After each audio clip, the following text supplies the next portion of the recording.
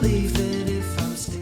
This tea blend is so good. This is a blend of spearmint, peppermint, and lemon balm, and I've been drinking it iced and having it almost every day over the past few days, and it's been so wonderful for helping me stay cool and hydrated.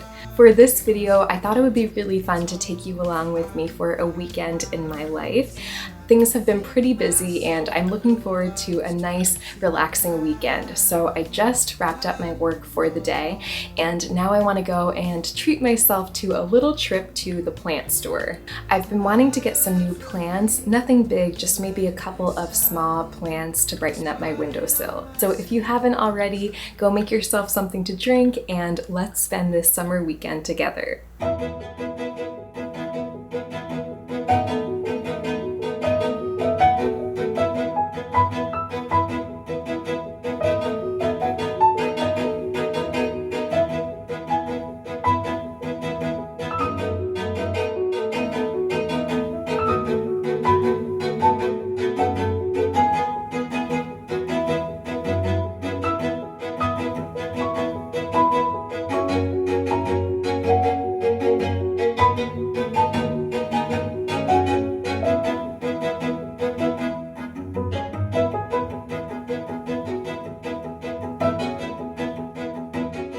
It's so nice to be outside, but oh my goodness, I'm so hot.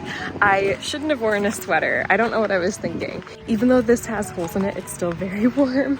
I'm only here to get some indoor plants, but I always like looking at all of the outdoor plants too and dreaming about my future garden and everything that I'll grow in it one day. I really love some of these outdoor plants.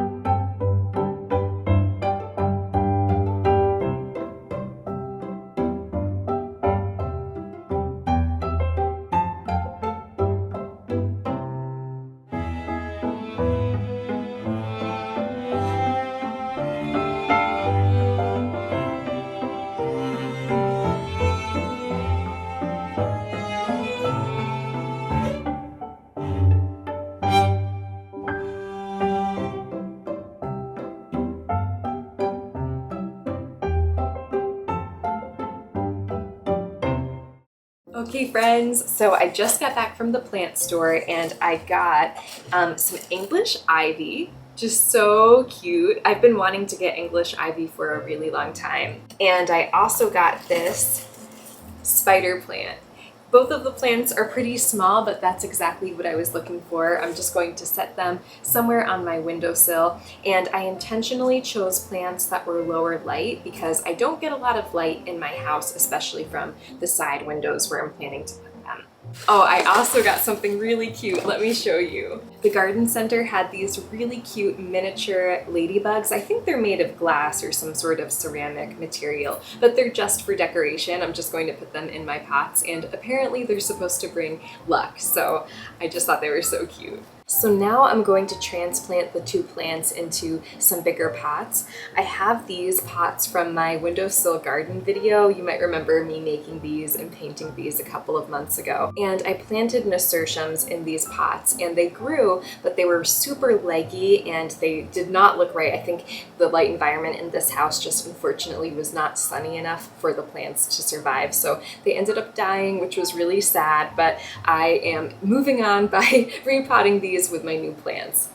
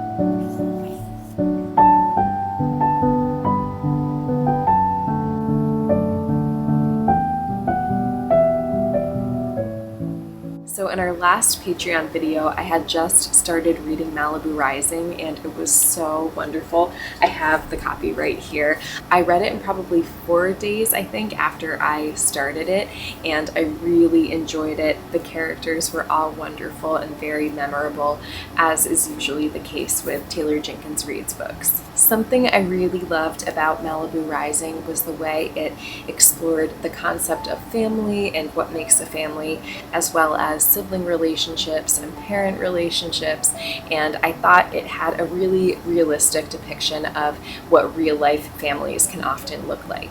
I also related a lot to Nina Riva, who is the oldest daughter in her family. I'm also the oldest daughter in my family. I have one younger sister, and there was a lot that she struggled with throughout the book that I really related to. In particular, she struggled with people pleasing, which is something that I've been working really hard on trying to overcome, especially over the past year. In particular, Nina often puts other people's needs and comfort before her own, and it's something that she grows up learning to do, and then into her adulthood she still carries that with her. And in the book she learns why that doesn't really serve her, and I don't want to give too much away, but she works on overcoming that throughout the book. But at the same time, Nina, along with the other characters in the book, is multidimensional, and you can see the way her people-pleasing has affected her and others in a negative way. And it was just really interesting for me to read that and have that brought to life in a story, because it reaffirms a lot of what I have been experiencing personally as I've been working to overcome that trait in myself. That's something I really enjoy about reading fiction, because I will read a lot of nonfiction and even kind of self-help books sometimes, especially on mental health topics like people pleasing, but it's often the novels and the fiction books that have a story behind a more realistic character that helps me to see that trait in myself and recognize it and understand why I need to work on that. But anyway, after I finished Malibu Rising, I knew I wanted to start Daisy Jones really quickly after, so I just started it tonight, and it is so good so far. I mentioned this before, but I have seen the Amazon Prime TV show, Daisy Jones and the Six, and it's wonderful. There are definitely some things that they changed in the show that are different from the book, and I'm really enjoying reading it so I can experience the story again in a different way. So I'm hoping I can finish this book this weekend, and I will keep you updated on how far I get, but I'm already enjoying it so much. So I'm going to get ready for bed soon and then spend a little bit more time reading, and I will see you all in the morning.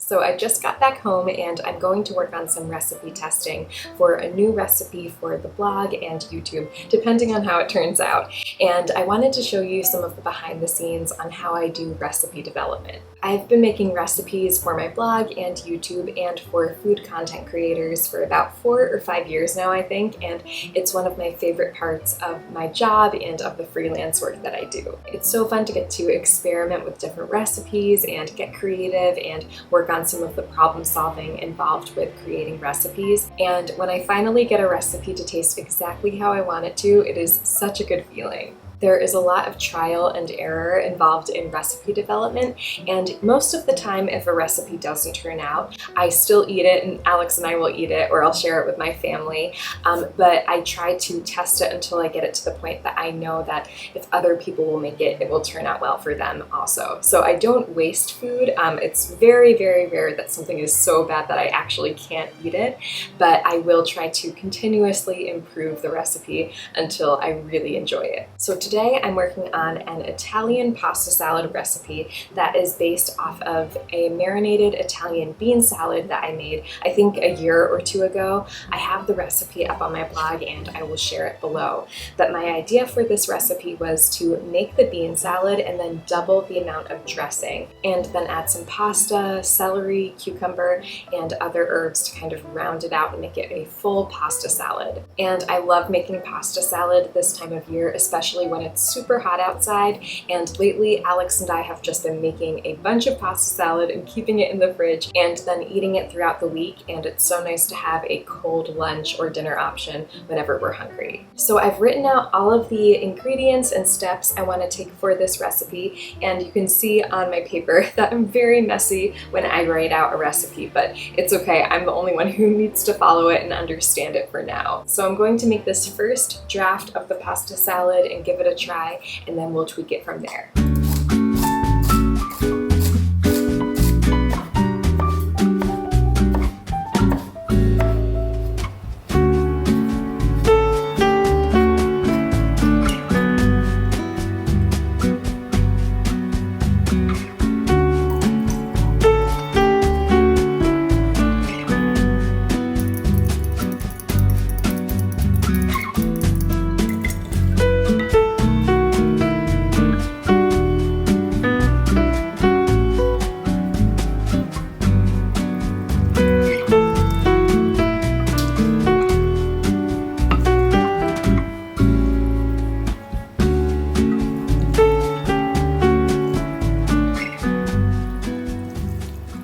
So I made the pasta salad and I wasn't sure if I should add Kalamata olives to it, but I felt like it needed a little bit of an extra tanginess or brine, so I added some olives, and I'm about to taste it and see how it turned out.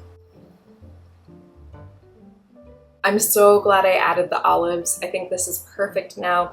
The flavors are super balanced, so I'm going to leave the full recipe for this in the comments below because I'm very happy with how it turned out and I want to share the recipe with all of you. And then eventually I will post this on my blog or on my YouTube channel, and I might even end up posting this next year if it doesn't fit into the content that I have planned for the end of the summer. But either way, if you make the recipe, I really hope you enjoy it, and yay, it's so nice to have a successful recipe testing day. So I'm going to go take a little break and hang out by the air conditioning because it is super hot in the kitchen. We should have realized this before we moved into a 200-year-old home, but there isn't any modern insulation in the walls. The walls are just plaster over stone, so it's been extremely difficult to both cool and heat the house throughout the year, and because of that, the summers have been so hot in the house, and Alex and I have just had to hang out by the AC units all day long. But that is just part of living in an older home. But it's been a real treat to get to sit and read in the comfort of the AC. So I'm going to go take a little break and crochet and listen to an audiobook.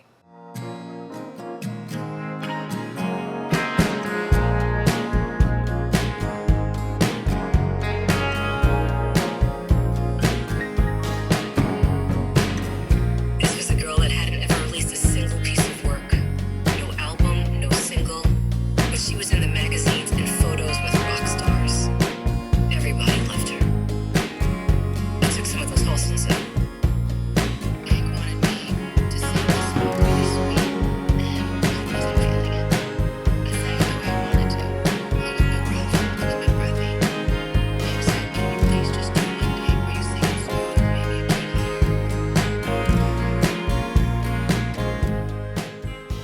ended up buying the audiobook of Daisy Jones and the Six on Audible because I wanted to be able to listen to the book while I crochet, and it is so good. They use a bunch of different voice actors to act out the different parts because the book is written kind of like a play. It's supposed to be like a documentary, but there are many different characters who each have different speaking parts throughout the book. So it's been really fun listening to it and hearing all of the different voice actors act out the parts. And this was pure coincidence, but I started this hexagon shirt for Alex several weeks ago, and it's super 70s and really groovy and fun, and it ended up being the perfect crochet project to work on while I listened to the audiobook. So this is one half of the shirt, and I'm almost done with this, but then I'm going to have to make a second one of these that's going to be the other half of the shirt. And this has been taking me a really long time. I think you can see all of the stitches and the detail that's gone into this.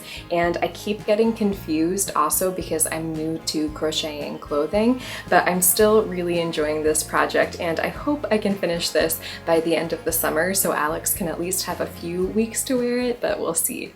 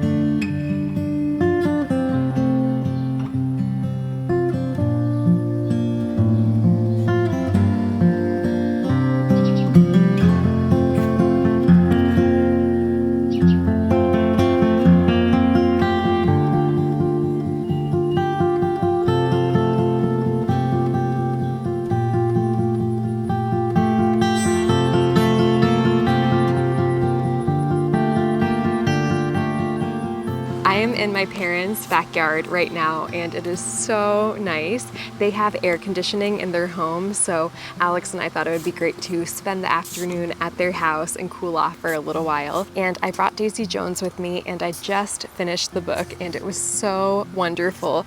I really, really loved this book. I would say if I had to choose between this and Malibu Rising, I think I like this one even more. I think a big reason why is I love the setting of the 70s, and I just really enjoyed the characters so much, and I love the way the story was told. One thing I loved about this book is it was very realistic and very funny in terms of the inconsistencies in the stories from one character to the next, because all of the characters are talking about events that happened many years ago back in the 70s, and all of them are much older now.